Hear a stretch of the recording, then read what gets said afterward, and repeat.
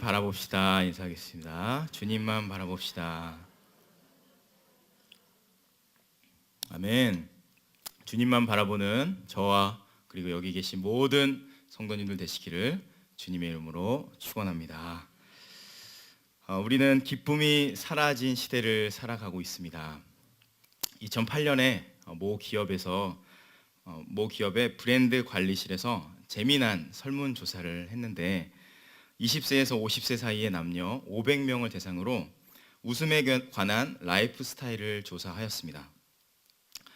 결과를 보고 마음이 참 안 좋았는데 하루 평균 우리 대한민국 사람들이 10회, 그러니까 10번 정도 웃는다고 합니다. 10번 정도. 한 번 웃을 때 평균 8.6초 웃는다고 합니다. 그러니까 하루 동안 대한민국이 웃는 시간의 평균은 10번씩 9초로 계산하면 90초입니다. 오늘 하루 여러분 90초 웃으셨나요? 1분 30초죠. 너무나 작습니다. 일생을 80년으로 계산했을 때 일생 동안 단 30일, 80년 동안 단 한 달 정도만 우리가 웃는 인생을 사는 것입니다. 반면에 걱정과 근심으로 사는 시간은 얼마나 될까요? 여러분 상상하고 기대하는 만큼 아주 높은 결과를 차지했는데 평균 3시간 6분이었습니다. 3시간 6분. 80평생으로 환산했을 때 무려 10년을 벌써 마음이 무거워지죠. 근심하며 살아가는 결과입니다. 무시무시한 결과를 이렇게 차지했습니다. 여성과 남성을 비교했는데 여성이 1시간 더 고민한다고 하십니다. 3시간 30분. 남성은 2시간 30분. 연령대별로는 40대는 2시간 50분, 30대는 3시간 7분, 20대는 3시간 15분 순이었습니다. 그러니까 연세가 많아질수록 줄어들수록 더 고민을 많이 하는 것이죠. 전문가들은 경기 침체로 불안한 우리 청년들의 걱정이 더 커지고 있다고 그렇게 이야기했습니다. 우리 시간 날 때마다 청년들을 위해서 기도 많이 해주시기 바랍니다. 고민을 많이 하고 불안감에 엄습해 있는 시간이 점점 더 많아지는 것이 지금 우리들 현실입니다. 그러니까 대한민국 국민들은, 저와 여러분들 포함해서 모든 국민들은 하루 평균 1분 30초를 웃습니다. 여러분 여기 오시기 전까지 1분 30초 웃으셨나요? 네, 오늘 하루 1분 30초 넘게 웃으시길 바랍니다. 반면에 3시간이라는 어마어마한 시간을 고민과 근심으로 살아간다고 합니다. 여기 오시기 전까지 3시간 동안 고민하셨습니까? 이제 고민하지 않기를 축원합니다. 얼마나 웃으면서 사는지 우리가 스스로 한번 점검해 보시기 바랍니다. 내가 살아가는 인생이 80평생으로 봤을 때 너무 많은 시간을 고민하고 염려하면서 사는 건 아닌지, 그리고 내가 기쁨으로 웃으면서 사는 게 너무 적은 게 아닌가. 24시간 중에 1분 30초. 너무 참담한 결과였습니다. 우리는 신앙인으로서, 예수님을 믿는 자로서 세상과 달라야 됩니다. 사실 이 평균보다는 우리가 훨씬 더 많이 기쁘고 웃으면서 살아야 되는데, 주님을 믿으면 사실은 자연스럽게 웃고 감사하고 기뻐하는 게 우리의 모습입니다. 사랑과 기쁨으로 가득해 있는 게 우리 그리스도인들의 모습인데, 왜냐하면 우리를 구원해 주신 그 십자가의 복음이 우리 안에 있기 때문에 사실은 얼굴로, 그리고 행동으로, 그리고 우리 생각으로 그 사랑과 기쁨이 드러나는 것이 자연스럽습니다. 혹시 이 중에서 주변 사람들 모르게 예수님을 믿고 계신 분이 있다면 그분들은 정말 고수이십니다. 고수.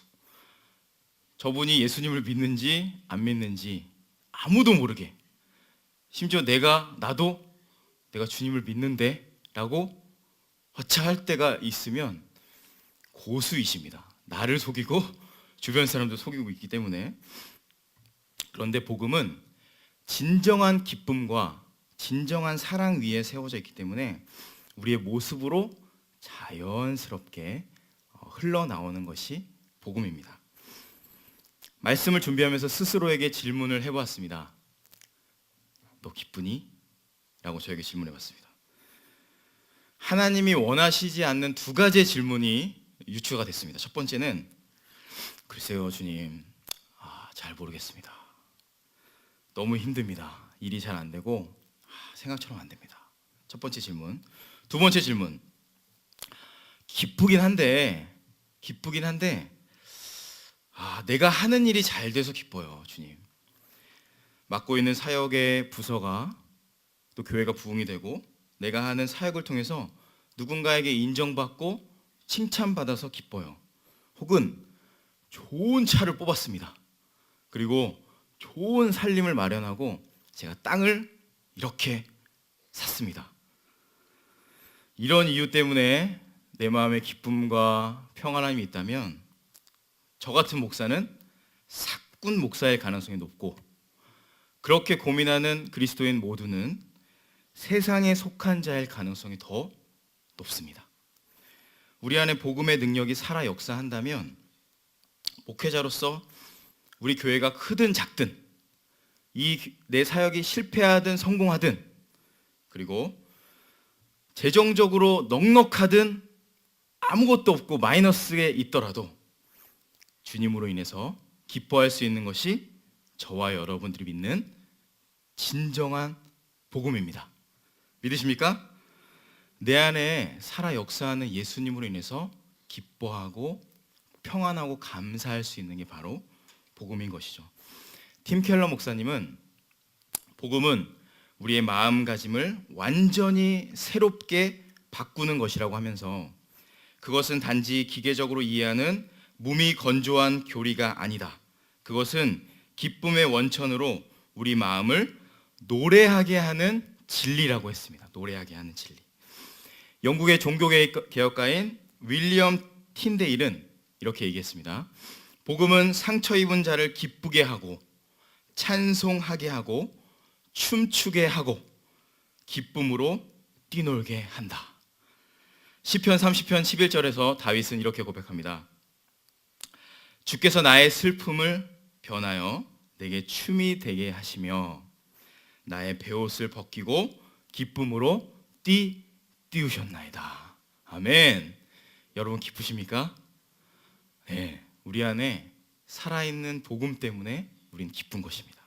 내 안에 계신 예수님 때문에 저와 여러분들은 지금 이 자리에서 기쁨을 누릴 수 있는 것입니다. 그 구원의 기쁨을 회복하는 것. 그런데 진짜가 있으면 항상 이 진짜에 대적할 만한 짝퉁이라고 하죠. 짝퉁이라고 하는 사이비 짝퉁 쾌락이라고 제가 좀 이름을 붙여봤습니다.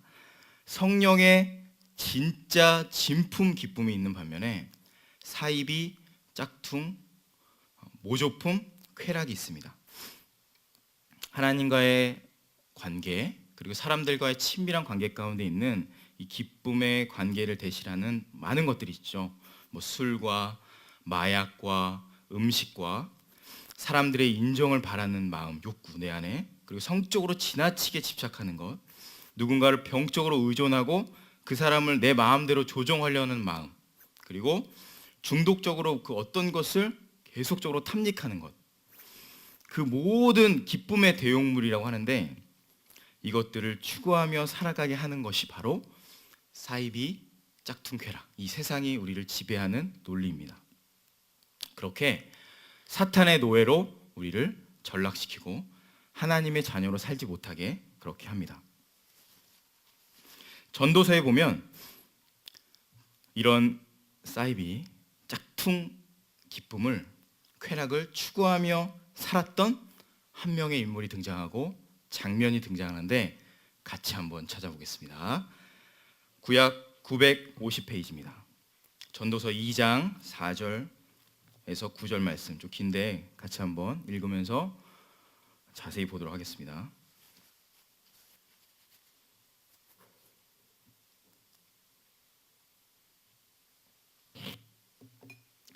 전도서 2장 4절에서 9절까지의 말씀입니다.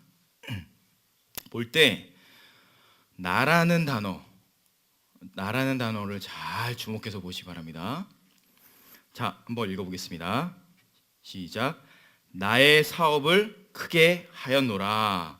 내가 나를 위하여 집들을 짓고 포도원을 일구며 여러 동산과 과원을 만들고 그 가운데에 각종 과목을 심었으며 나를 위하여 수목을 기르는 삼림에 물을 주기 위하여 못들을 팠으며 남녀노비들을 사기도 하였고 나를 위하여 집에서 종들을 낳기도 하였으며 나보다 먼저 예루살렘에 있던 모든 자들보다도 내가 소와 양떼의 소유를 더 많이 가졌으며 은 금과 왕들이 소유한 보배와 여러 지방의 보배를 나를 위하여 쌓고 또 노래하는 남녀들과 인생들이 기뻐하는 첩첩들을 많이 두었노라.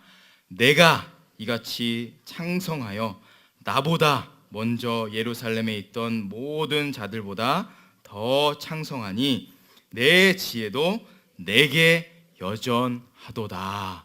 아멘. 이 말씀에서 나라는 단어가 너무 많이 등장하죠. 나라는 단어. 그러니까 세상 쾌락의 깊은 곳에, 나도 모르게 내가 숭배하는 우상 숭배의 깊은 곳에는 나라는 물줄기가 흐릅니다.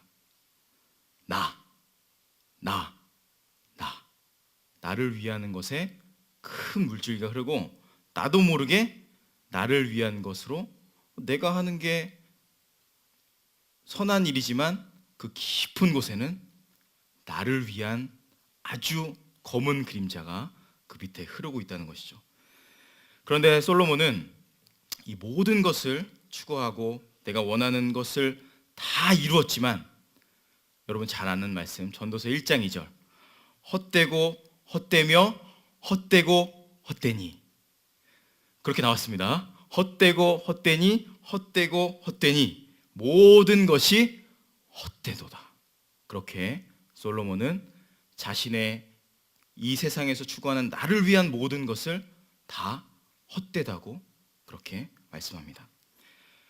그러니까 내가 이 세상에서 거짓 기쁨으로 나를 위해서 하는 모든 것은 사이비, 정품이 아닌 모조품, 짝퉁 쾌락이기 때문에 허무와 죽음과 두려움과 걱정과 근심, 비참한 결말로 마무리될 수밖에 없는 것이 그곳을 따르는 모든 사람들의 같은 결론입니다. 왜냐하면 세상의 것들을 추구하게 된다는 것은, 이 세상의 것들을 추구한다는 것은 뭐냐면 영원한 것을 추구하는 것을 포기하는 겁니다. 같이 갈 수는 없습니다. 영원한 것을 추구한다는 것은 이 땅에 있는 것을 포기하는 것이지, 나는 두 개 다 가지고 싶습니다, 주님. 영원한 것과 이 땅의 것을 같이 가질 수 없습니다. 왜냐하면 그 두 개는 정반대이기 때문에 하늘의 것을 추구하는 것은 이 땅을 포기하는 것이요, 하늘의 영광스러운 것을 내가 가지고 간다면 이것을 다 내려놓고 이것을 붙잡고 있다면 하늘에 있는 것을 내가 포기하는 것입니다. 이 땅을 잡고 있다면. 이 땅에서 잠깐 있다가 사라지는 많은 것들, 돈과 명예와 권력과 성공과 이런 것들의 영원한 가치를 내가 둔다면 진짜인 하나님의 영광스러운 것은 내가 갖지 못하게 됩니다. 진정한 기쁨을 내가 이 땅에서 누릴 수 없습니다. 여러분, 지금 어떤 것에 여러분의 가치를 두고 계시고 여러분은 어떤 것으로 기쁨을 누리고 계십니까? 제가 설교를 준비하면서 저에게 물어본 것처럼 여러분 스스로 하나님께서 질문하시는 이 응답에 대답을 하시고 정확한 복음 앞에 서시기 바랍니다. 오늘 빌립보서를 쓴 사도 바울은 세상의 거짓 기쁨, 헛된 우상, 추구하는 나를 위해서 사는 인생이 아니라 영원하고 존귀한 하나님의 나라를 위한 그 가치를 위해서 자신의 일평생을 걸었던 한 저자의 글이 나옵니다. 자, 다시 빌립보서 1장으로 가겠습니다. 이 영광스러운 빌립보서의 1장 1절의 시작을 이렇게 합니다. 그리스도 예수의 종. 다 같이 하겠습니다. 그리스도 예수의 종 바울과 디모데는, 그는 예수의 종. 종은 뭐냐면 둘로스인데 헬라어로 노예입니다. 노예. 세상이 아니라 주님 안에 진정으로 살아가면서 영원한 참된 기쁨과 놀라운 구원의 삶을 이분이 살아가기 때문에 자신의 이 상황, 자, 빌립보서를 쓸 때 이분은 지금 로마에 있었습니다. 로마에서 밖에 나가지 못하는 가택 연금 상태. 그러니까 로마병이 옆에서 지키고 있고, 그러니까 그 구금되어 있는 상태라고 보시면 됩니다. 감옥에 있는 상태에서 이 서신서를 썼는데, 자, 이 상황에서 기뻐하지 못하는 상황과 감사하지 못하는 상황이었음에도 불구하고 그는 빌립보 교회에 편지를 쓸 때 나는 지금 이런 상황에 있습니다 라고 쓸 수도 있었지만, 바울은 자신의 그러한 상황들을 초월하신 예수님의 종됨을 먼저 이 성경의 이 서신서에 처음으로 등장시킵니다. 그래서 그리스도 예수의 종, 나 바울, 그리고 디모데라고 이야기합니다. 당시 로마 제국은 군대가 이제 전쟁을 하면, 싸워서 승리를 하면 패배한 나라는 승리한 나라의 이제 노예가 되든지 이제 종이 됩니다. 그 종의 단어가 이제 헬라 말로 아까 말씀드렸던 둘로스인데, 이러한 노예들은 땅이나 동물이나 아니면 물건처럼 한 평생을 그 승리한 자에 예속되어서 살아야 됩니다. 그래서 비참하게 아주 살겠죠. 그런데 이 바울은 자신의 인생이 나를 이 죄와 사망에서 자격 없고 아무런 소망 없는 나를, 그 죄의 노예에 있는 나를 예수님께서 사신 것에 감격하면서 완전히 젖어서 살았던 것입니다. 그래서 그렇게 됐기 때문에 나는, 자, 대부분의 종은 자발적으로 종이 되진 않습니다. 내가 승리해서 너는 나의 종이 되라 해서 종이 되지, 그런데 바울은 자발적으로 나를 구원해 주신 그 은혜에 감격하여서 예수 그리스도의 종, 나는 예수 그리스도의 종이다 라고 자신의 서신서의 시작을 엽니다. 그러므로 감옥에 있었지만 예수의 종으로서 그는 모든 것을 가진 자였습니다. 그렇기 때문에 주어진 상황들, 옆에서 병사가 서여서 나를 지켜보고 있고, 나에게 재정적으로 어려움이 있고, 내 몸이 후패해지고, 여러 가지 상황들이 어려웠지만 그 모든 것은 바울에게 어떤 것도 영향력으로 발휘하지 못했습니다. 그를 구원해 주시고 나를 살리신 예수님의 그 복음이 그를 움직이게 하고 있었고, 그가 펜을 들고 오늘도 빌립보에 기쁨의 서신을 써내릴 수 있는 큰 중심에 있었기 때문입니다. 우리도 마찬가지입니다. 죄의 노예 아래에서 처참하게 거짓 기쁨에 사로잡혀서 살다가 완전히 멸망할 인생이었는데, 예수님께서 아무런 조건 없이 우리를 거기서 사셨습니다. 사시고 구원해 주셔서 우리를 그 모든 죄악과 모든 억압 가운데서 우리를 구원해 주셨기 때문에 우리는 거기서 자유하게 됐습니다. 믿으십니까? 아멘. 우리를 구원해 주셨기 때문에 우리도 주님의 종으로서 살아야 되는데, 놀랍게도 우리는 세상의 종으로서 살아갈 때가 너무나 많습니다. 나를 구원해 주신 십자가의 복음에 내가 감격하고 그것에 반응하여서 주님 감사합니다, 나를 구원해 주심에 감사합니다 고백하고 찬양하면서 살아가야 됨에도 불구하고, 그러면 그 모든 것에서 내가 자유하게 됐음에도 불구하고 나를 억누르고 내가 주어진 내 마음과 내 감정과 상황 가운데서 내가 어떻게 하지 못하고 발버둥 치면서 세상 가운데 살아가는 것이 우리입니다. 그래서 사탄 마귀는 죄의 종로로 타는 인생이 아니라 우리를 죄에서 구원해 주신 은혜 때문에 그분의 종으로 자발적으로 살아가는 것이 바로 저와 여러분, 그리고 우리 빌립보서를 쓴 바울이었습니다. 직장의 상황, 여러분의 직장의 상황이 어떠한지 저는 잘 모릅니다. 하지만 주님이 아시고 여러분 아시죠? 가정의 형편이 어떠한지 저는 모릅니다. 하지만 여러분 아십니다.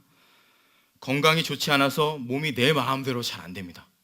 손도 안 들어지고 잘 앞이 안 보이고 허리가 아프고 관계 때문에 마음이 무너져 내리고 어떠한 한 사람이 나를 계속 공격하고 어려움이 있지만 재정적으로 너무너무 눌려가지고 답답한 상황이지만 그것이 무엇이든지 상관없이 외부적인 어떤 것이라도 상관없이 반대로 내 내면에서 올라오는 것들, 우울함, 좌절, 절망, 실망, 배신, 상처, 아픔, 모든 감정적인 모든 것들, 우리가 예수 안에 있을 때, 우리가 예수의 종이 됐을 때 더 이상 그 모든 것의 영향력에서 우리는 벗어나게 됐다는 것을 믿으시기 바랍니다. 노력하고 애써가지고 주님 믿겠습니다, 땅을 치면서 부르짖는 게 아니라 그 십자가의 구원은 사실입니다. 그 영광스러운 복음은 사실입니다. 이미 말씀을 통해서 우리에게 선포되셨고 주님이 그렇게 하셨습니다. 빌립보서 1장 6절에 보면 너희 안에서 착한 일을 시작하신 이가 그리스도 예수의 날까지 이루신 줄을 우리는 확신하노라. 아멘. 예수님께서 이미 십자가에서 과거에 그 모든 것을 이루시고 이미 우리와 함께 하시면서 구원을 이루셨고 앞으로 모든 우리의 삶을 그 모든 죄의 영향력, 어둠의 권세에서 우리를 구원해 내셨습니다. 믿으십니까, 여러분? 바울은 그 어려움 가운데서 일하시고 계시고 역사하고 계시고 나와 함께하고 계시고 구원해 주시는 주님의 관점으로, 주님의 시야로 세상을 바라보고 있었던 것입니다. 그러니까 세상의 틀이 아니라 예수님의 마음, 오늘의 제목이 예수님의 마음인데 예수님의 마음, 예수님의 관점으로 그 상황을 바라보고 해석하고 있었던 것입니다. 오랜만에 수요 예배를 가기 위해서 주말에 산뜻한 봄 원피스를 입고 집을 나섭니다. 그런데 자동차에 문제가 생겼는지 시동이 걸리지 않습니다. 부릉 부득. 그래서 택시를 타고 교회를 오는데 갑자기 택시가 끽 서더니 접촉사고가 났습니다. 아이고, 마음속에 불안함과 걱정, 괜히 교회에 왔나? 후회가 밀려옵니다. 시간이 다 돼서 교회에 도착해 택시기사님께 돈을 계산하고 교회로 들어오는데 어이쿠, 핸드폰을 둔 가방을 차에 두고 나온 겁니다. 불안함이 바뀌어서 이제는 두려움으로 바뀝니다. 이거 뭐지? 예배당에 무거운 발걸음을 가지고 올라가다가 발을 헛딛고 지난달에 다쳤던 왼쪽 발목을 또 접질릅니다. 그리고 이 본당에 앉아서 두 가지의 상황이 연출될 수 있습니다. 첫 번째, 기도가 아닙니다. 짜증을 냅니다. 진짜 짜증나 라고 주님께 하소연하면서 너무 짜증나네. 아니 집에 그냥 갈까? 오랜만에 내가 교회 왔는데 이게 뭐야? 기도도 아니고 이거는 이제 혼잣말입니다. 두 번째, 본당에 딱 앉았습니다. 완전히 몸은 만신창이가 됐죠. 상황도 장난이 아니고 돈도 없어지고 막 앉았는데 감동의 눈물이 눈에서 흘러내립니다. 이렇게 어려운 상황 가운데서도 주님은 나를 너무너무 사랑하셔서 여기까지 안전하게 인도해 주셨구나. 똑같은 상황이지만 예수님의 마음을 가지고 그 상황을 바라본 두 번째 그분. 여러분은 어떠한 마음을 가지고 여러분의 주어진 상황을 바라보시고 해석하십니까? 강원도 철원에는 3, 4단 백골 부대가 있습니다. 제가 간 곳은 아니고 그 부대의 마크는 말 그대로 백골입니다. 그러니까 백골은 하얀 해골입니다. 하얀 해골. 진짜로 여기 마크에 하얀 해골이 그려져 있습니다. 무시무시한 건데 사실은 이 무시무시한 마크를 북한군이 보고 두려워 떨어야 되는데 신병들이 신병교육대 들어가자마자 이 마크를 보고 두려워 떠는 그 부대가 백골 부대입니다. 군목으로 계신 한 목사님이 이 신병들을 잘 세워가지고 훈련을 잘 받게 해가지고 장성한 군인으로 훈련시켜서 승리할 수 있는 장병으로 잘 키워야 되는데 이게 잘 생각보다 안 되는 겁니다. 근데 다 예배 때마다 졸고 있고 다 우울하게 눌려 있는데 저기 뒤에 있는 한 사병만 너무너무 얼굴이 밝은 거예요. 야, 저 친구는 뭔가 있다. 따로 이제 상담을 하게 됐습니다. 목사님이 만나보니까 아니나 다를까 역시 믿음이 있는 청년이었습니다. 믿음이 있었는데 이야기를 들어보니까 사실 어머니가 미신을 많이 아주 깊게 믿는 분이었던 것 같아요. 그래서 이 아들이 이제 군대에 간다 그러니까 돈을 많이 들여가지고 그 부적을 샀다 그럽니다. 부적은 이유는 간단합니다. 좋은 부대, 편하고 행복하고 저 군대 말로 꿀보직이라고 있거든요. 꿀보직. 그러니까 달콤한 보직 그런 거를 받을 수 있게 부적을 받아서 이제 돈을 많이 주고 했으니까 이제 계속 이거 가지고 다니라고 엄마가 얘기했는데 너무 짜증나면서 나 그거 안 믿는다고, 나 예수님 믿고 하나님 믿고 그거 안 믿는다고 하는데 기도하는데 어느 날 하나님이 그거를 가져가라는 마음을 주셨다고 해요. 그래서 그거를 가져가면서 이렇게 엄마한테 이야기했다고 합니다. 엄마, 내가 이거 가지고 있을게. 근데 분명히 나는 기도했어. 하나님, 엄마가 좋고 편안한 부대, 보직으로 가게 해달라고 이거 만들었는데 주님, 나 정말 힘들고 어려운 완전 힘든 군대로 보내주세요. 그래서 엄마가 이 일을 하나님이 하시는 거지 귀신이 하지 않는 것임을 믿게 해주시고 보게 해주세요. 이렇게 기도했다 그래요. 그리고 군대에 가서 자대 배치를 받아서 이제 큰 트럭을 타고 이제 타자마자 기도했겠죠. 기도하고 이제 가다가 서서 내리고 가다가 서서 내리고 철원의 산골에 간도 내렸는데 눈을 딱 뜨니까 하얀색 백골이 그려져 있는 백골 부대에 갔다고 합니다. 그때부터 마음속에 짜증과 분노가 아니라 여러분의 지금 표정하신 것처럼 기쁨과 평안과 엄청난 하늘이 주는 기쁨으로 가득 넘쳤다는 겁니다. 그러니까 훈련하는 매 순간이 기쁨이지 않겠습니까? 예배 드릴 때는 얼마나 감격하지 않겠습니까? 하나님의 살아계심을 경험하고 느끼고 보게 해주신 것. 사도 바울도 동일하게 모든 상황을 주님의 인도하심으로 해석했기 때문에 그 상황은 어려웠지만 그 상황 가운데서 주님이 함께 하신 것을 보고 충만한 기쁨으로 해석하고 살아갈 수 있었던 것입니다. 세상살이가 어렵고 힘들고 그래서 지치는 게 아닙니다. 사실 우리는 어려운 일을 하고 지치고 있는 상황이 오더라도 주님이 함께 하시는 것, 나와 함께 하시는 내가 순교의 현장에 있더라도 그곳에 주님이 나의 손을 잡고 계시고 나를 보고 계시고 나를 안고 계신다는 사실을 내가 믿을 수만 있다면 그 어떤 것도 문제가 되지 않습니다. 외부적인 것, 내부적인 것, 아까 말씀드린 모든 것들을 주님의 이 은혜로 다 이겨낼 수 있습니다. 내면적으로 요동치는 감정이나 외부에서 주어지는 여러 가지 공격이나 어려움이나 시험의 패턴은 우리가 살아있는 이상 다 똑같습니다. 그것이 없는 곳은 이 땅에 없습니다. 그 시험이 없는 곳은 없습니다. 이 땅에서 살아가는 동안에는 거룩하게 내가 날마다 정말로 그 교회에서 하는 모든 말씀을 지킨다고 하더라도, 율법을 지키는 삶을 살기 하더라도, 죄 가운데 율법을 어기는 하더라도 시험에 빠지는 건 동일합니다. 왜? 내 안에 내가 죄입니다.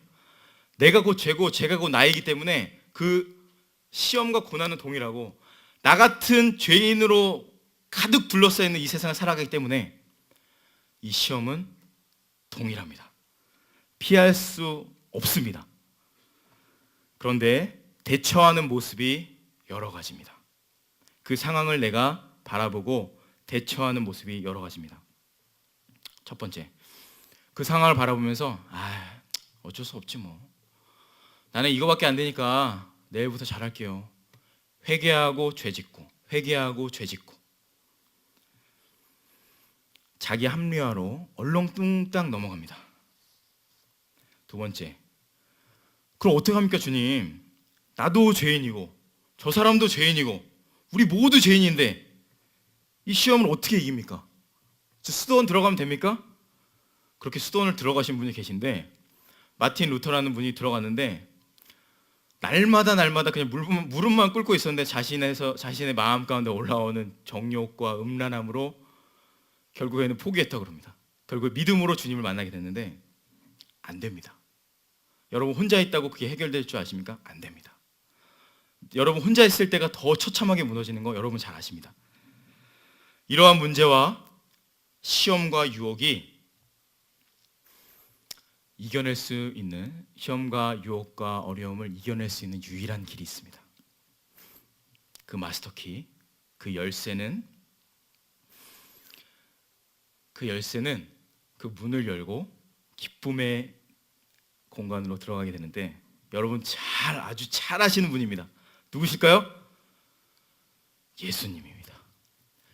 예수님의 키를 여러분의 마음 가운데, 여러분의 손 가운데 이미 있습니다. 앞에 있는 시험의 그 문을 내가 아무리 발버둥 치고 내가 아무리 노력해서 안 됩니다. 죄송하지만 안 됩니다. 하지만 내 안에 살아계시고 내 손에 이미 들려져 있는 예수님의 십자가에 피 묻은 그 복음을 들고 그 문을 건드는 순간 그 문은 열립니다. 그리고 여기는 완전 어둠과 고난과 슬픔과 아픔이었는데 문을 여는 순간 그곳에 기쁨과 평안과 사랑이 충만합니다. 스바냐 3장 17절, 스바냐 선지자를 통해서 유다를 꾸짖는 말씀이었습니다. 유다를 꾸짖고 그들에게 정죄하는 어떤 하나님의 메시지였는데, 그 안에 하나님께서 오묘하게 이 말씀을 넣으셨습니다. 너의 하나님 여호와가 너의 가운데에 계시니 그는 구원을 베푸실 전능자이시라. 그가 너로 인하여 기쁨을 이기지 못하시며 너를 잠잠히 사랑하시며 너로 말미암아 즐거이 부르시며 기뻐하시리라. 아멘. 나를 너무너무 사랑하시는 주님이 그곳으로 오늘도 십자가의 복음을 통해서 그곳으로 오늘도 인도해 내십니다. 그러므로 여러분 절대 환경과 상황에 마음을 내주시면 안 되고, 말씀으로 기준 삼고 마음을 살펴서 주님의 마음으로 그 상황을 바라보시기 바랍니다. 짜증나고 비판적인 생각이 들어오고 좌절되고 실망스럽고 부정적인 말이 올라오고 생각 가운데 부정적이고 우울한 감정이 내 안에서 올라오고 바깥에서 들어올 때 우리 손에 쥐어져 있는, 이미 주어져 있습니다. 제가 여러분에 드리는 게 아닙니다. 주어져 있습니다. 그 십자가의 완전한 복음을 가지고 부드럽게 그 문을 열면 열립니다. 그 사랑이 주님의 사랑의 주님이 우리의 모든 것을 기쁨의 삶으로 인도해 내십니다. 마지막으로 1장 2절 말씀 읽어보겠습니다. 빌립보서 1장 2절 시작. 하나님 우리 아버지와 주 예수 그리스도로부터 은혜와 평강이 너희에게 있을지어다. 아멘. 그러면 우리 안에 계신 예수님으로 인해서 그 어려움을 이겨내고 돌파하여서 고난 가운데 은혜와 평강, 오늘 말씀처럼 평강이 넘치게 될 것입니다. 자, 그 모습이 여러분의 이제 회사와 가족에게, 거래처에 있는 고객들에게, 그리고 학교에 있는 친구들과 선생님에게, 옆집에 사는 영희 엄마와 철수 아빠가 이 모습을 보게 됩니다. 그리고 그들이 우리를 보고 믿기지가 않아서 물어봅니다. 이해가 안 되니까. 아니, 어떻게 이런 상황을 겪고 있는데 기쁠 수 있어요? 물어봅니다. 지금 웃음이 나오세요? 에? 그러면 기회입니다. 조용히 화장실로 이제 데려갑니다. 화장실로. 아무도 없는데 데려가서 진지하게 얘기합니다. 내 안에 계신 예수님 때문에 내가 기쁘다고. 크게 말할 것도 없습니다. 조용히 내 안에 계신 예수님 때문에 난 기뻐. 거기서는, 그 앞에서는 이제 그분들이 아멘이라고 안 합니다. 말도 안 되는 소리 하네 하면서 비웃을 수 있지만 저는 확신합니다. 그 순간 복음의 씨앗이, 이건 말로 하는 게 아니기 때문에 내 삶으로 보여줬기 때문에 그 씨앗이 그들의 심령 깊은 곳에 완전히 들어갑니다. 이거는 그 어떤 것도 빼낼 수 없습니다. 결국에는 그분들은 여러분을 통해서 예수님께로 돌아올 줄로 믿습니다. 그렇게 우리가 주님의 품에, 우리를 사랑하시는 주님의 품에, 그리고 우리보다 더 우리 주변에 있는 사람들 사랑하시는 주님의 품에 안겨 드리는 것입니다. 대신박을 하면서 제가 항상 마지막에 하는 기도가 있습니다. 축복을 하고 마지막에 이제 가정을 신방하면서 마지막 축복 기도를 해드리고 마지막에 항상 이 기도를 하는데, 주님, 이 가정의 윗집과 아랫집과 옆집과 이 아파트 단지와 이 상가와 이 빌라의 모든 이들을 통하여 주님을 알게 되는 기적을 누리게 하옵소서. 이들이 걸어가는 모든 땅이, 만나는 모든 사람들이 예수님을 이들을 통하여서 만나는 기적을 누리게 하옵소서. 이들이 복음의 기쁜 소식을 전하는 선교사로서의 사명을 감당하게 하옵소서. 이걸 아시는지 모르겠지만 제가 항상 이렇게 기도를 하고 마무리합니다. 여러분, 저와 여러분들 통해서 이 땅의 모든, 여러분이 만나는 모든 이들이 예수님의 십자가의 복음을 통해서 구원을 얻을 것입니다. 예수님의 십자가의 영광스러운 복음이 수많은 영혼을 살리고 기쁨의 천국잔치에 참여해서 예수님의 이름 앞에 모두 함께 예배하는 그날을 우리 함께 바라보고 기대하는 우리 온세교회 모든 성도님 되시기를 예수님의 이름으로 축원합니다. 아멘. 우리 함께 찬양하고 기도하는 시간 갖도록 하겠습니다.